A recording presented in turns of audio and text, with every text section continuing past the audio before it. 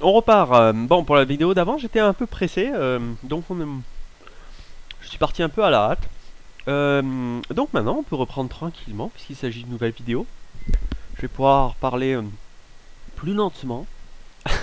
Et donc, je vous ai parlé d'une manière d'éviter d'avoir une armée de if.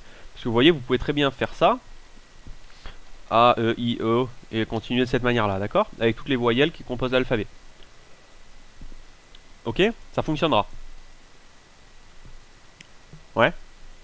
Mais là, on va s'intéresser à une nouveauté. C'est justement les créateurs du C, c'est des gens qui sont quand même super calés. Et ces mecs-là, ils se sont dit, ah, c'est vrai que dans certains cas, il y a souvent plein de if à faire. Et c'est pas très malin. Parce que vous voyez que la présentation est un peu hideuse. Donc, on va s'intéresser à une nouvelle commande. Et... ou plutôt, non. En fait, non. Avant de vous parler de cette nouvelle commande, je vais vous montrer d'une autre manière de présenter ça. C'est avec des éléments là. En fait, vous pouvez, dans le if, mettre des conditions multiples.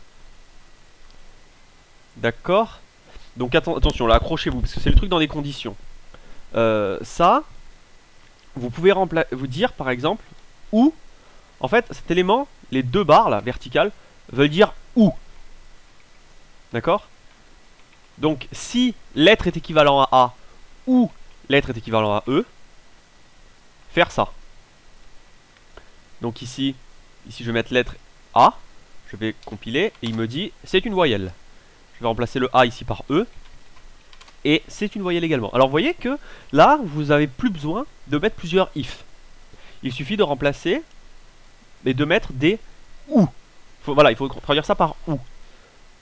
Alors, comment comprendre ça? Alors, en fait, à chaque fois que vous utilisez une comparaison, pour faire simple, cette comparaison vous renvoie un élément.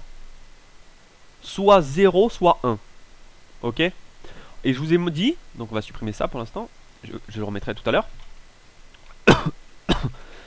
Je vous ai dit que si vous mettez if 1, enfin je vous ai montré pour while, bien évidemment, si if 1, ça va afficher c'est une voyelle. C'est une voyelle, d'accord? Donc en fait, ce que fait l'être qui est équivalent à A, il renvoie la valeur 1 à if. Ok? Donc en gros, cette comparaison peut être remplacée par le chiffre 1.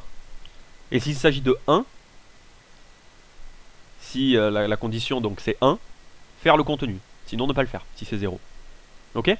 Donc ensuite on peut utiliser des OU pour cumuler ces éléments-là. Alors le OU c'est un OU qu'on appelle logique. Et bon, la prochaine vidéo je sortirai ma tablette graphique pour essayer un peu d'écrire des éléments, des trucs.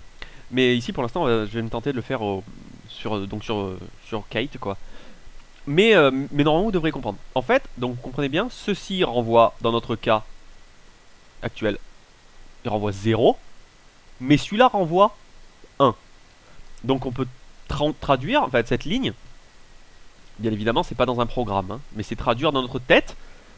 D'abord, il renvoie 0, et ensuite, il y a le OU, et après, il renvoie 1.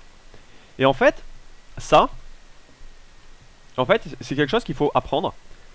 C'est ceci, en fait, 0 ou 1 renvoie 1.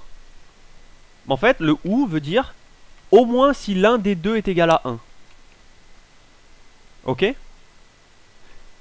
C'est-à-dire que vous pouvez donc enchaîner autant de OU que vous voulez. Et celui-là renverra aussi 1. Ok?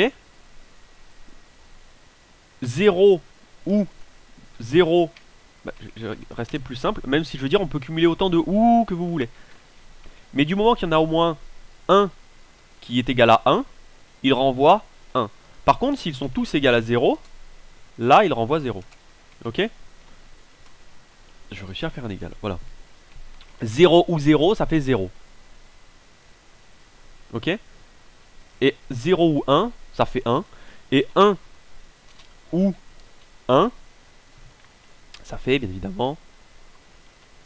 Ça fait bien évidemment. Ça fait bien évidemment. Ça fait bien évidemment.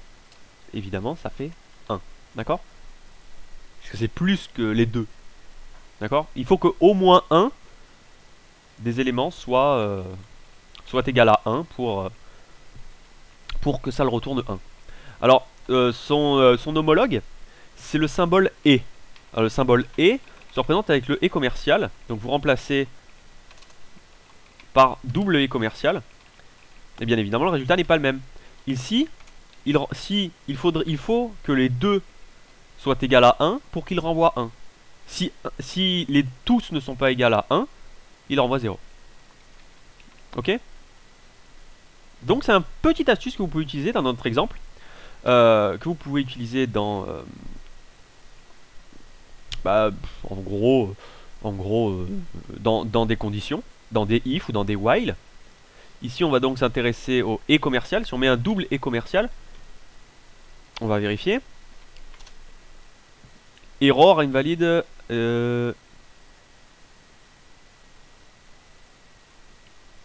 Bien évidemment, il faut pas que je garde cette immondice en bas. C'est pas du tout du C. Donc je recompile et ici vous voyez qu'il n'affiche rien.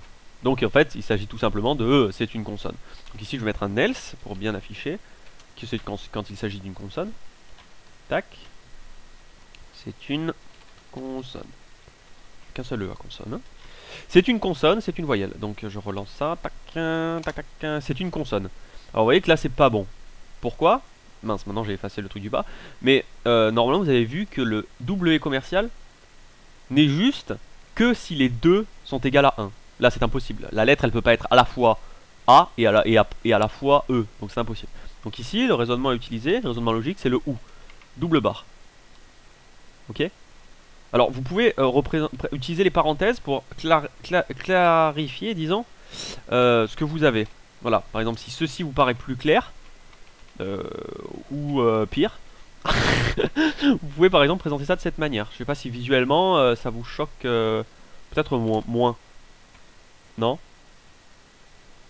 Je sais pas, bon après c'est une question de goût, parce qu'il faut pas comprendre après la barre avec la barre du L quoi. Enfin bref. Donc voilà, vous pouvez présenter ça de cette manière. Donc voilà. Donc vous pouvez faire ça. Et bien évidemment là, ce qu'il faut faire, c'est continuer avec toutes les lettres de l'alphabet, avec toutes les consonnes O, I, U, voilà, etc. Ok? Donc vous pouvez utiliser cette méthode là, elle fonctionnera très bien. Ok, donc la prochaine je vais vous en parler dans une autre vidéo, parce que j'ai absolument pas regardé le temps, et je n'ai absolument aucune idée de la durée de cette vidéo. Donc dans le doute, je vais vous parler de... donc là je vais parler complètement autre chose, mais dans la prochaine je vous parle d'une méthode pour éviter une chaîne de if, ou alors d'utiliser ces trucs à rallonge, même si dans cet exemple c'était pas très gênant. Mais il y a des exemples plus compliqués où vous devrez l'utiliser, c'est une commande qui s'appelle switch, et ça vous permet de remplacer une grande quantité de if différents. Donc voilà, donc à tout de suite pour la prochaine.